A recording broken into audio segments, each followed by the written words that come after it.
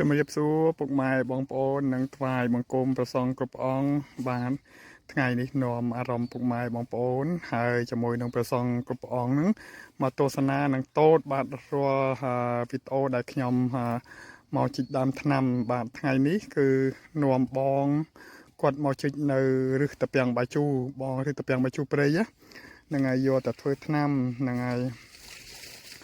ឬតាពាំងបាយជូព្រៃគឺយើងប្រើជាថ្នាំសះទូទៅពុកម៉ែបងប្អូនណាហ្នឹងហើយ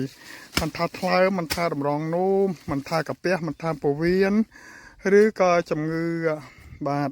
ជំងឺសរសៃក៏ពុកម៉ែបងប្អូនអាចព្យាបាលជាមួយនឹងជំងឺជាមួយនឹងមើមបាទមើមតាពាំងបាយជូព្រៃនេះដែលបានផងដែរហើយថ្ងៃនេះគឺមកបាទជីក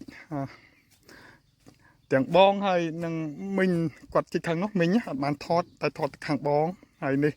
តាពាំងបាយជូព្រៃដែលខ្ញុំបានជីកបានពុកម៉ែបងប្អូនណាហ្នឹងហើយកុំឲ្យសូវពិបាករកទិញគេពេកវាទិញគេវាបានតិចយើងមកធ្វើខ្លួនឯងជីកខ្លួនឯងទៅវាបានច្រើនពុកម៉ែបងប្អូនណាហ្នឹងហើយអ្នកណាចង់បានតាពាំងបាយជូព្រៃយកទៅព្យាបាលរោគគេព្យាតិនៅក្នុងខ្លួនអាចទំនាក់ទំនងជាមួយខ្ញុំបានដោយខ្ញុំបាទមាននៅការជិះជូនបាទជិះជូនតាពាំងបាយជូព្រៃនេះណាហ្នឹងហើយណោះតាពាំងបាយជូព្រៃមកកណោក៏ដឹកនោះឃើញពុកម៉ែបងប្អូនបញ្ចេញផ្កាទៀតដែរណោះហើយនេះក៏មានដែរនេះចាំមើលខ្ញុំទៅថតចិត្តឲ្យពុកម៉ែបងប្អូនមើលឲ្យស្គាល់តាពាំងបាយជូព្រៃព្រោះថាមិនស្គាល់នេះផ្កាតាពាំងបាយជូព្រៃផ្កាវាកចំអញ្ចឹងពុកម៉ែបងប្អូនណាផ្កាវាស្អាតណាហ្នឹងហើយអានេះដើមវាបាទដើមវាណាហ្នឹងហើយតាពាំងបាយជូព្រៃផ្លែវាគេយកទៅត្រាំស្រាក៏បានដើម្បីព្យាបាលបាទជំងឺសរសៃជំងឺកាពះបានដូចគ្នាហើយដើមរបស់វាក៏ត្រាំស្រាបាន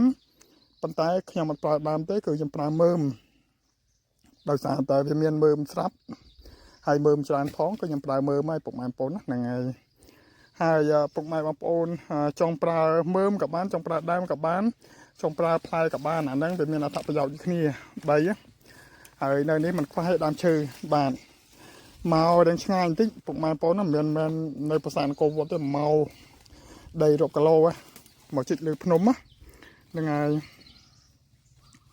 ដោយសារតែខាងហ្នឹងបានវាសម្បូរថ្នាំពុកម៉ែបងប្អូនណានៅនេះតាពាំងបាយជូព្រៃក៏មានដើមពូនក៏មានពណ៌ជុយក៏មានដើមបាយក្តាំងក៏មានច្រើនប្រភេទពុកម៉ែបងប្អូនណាហ្នឹងហើយប៉ុន្តែដើមគុនម៉ាដូចអត់ឃើញមានពុកម៉ែបងប្អូនណាហ្នឹងហើយខ្ញុំឆ្លងមើលគុនម៉ាមានដែរហ្នឹងហើយពុកម៉ែបងប្អូនណាចង់បានអាចទំនាក់ទំនងជាមួយខ្ញុំបានហ្នឹងហើយនៅរុក្ខជាតិទាំងអស់យកទៅធ្វើជាឱសថហ្នឹងអរគុណបាយហើយថ្វាយបង្គំលាចំពោះព្រះសង្ឃគ្រប់ព្រះអង្គ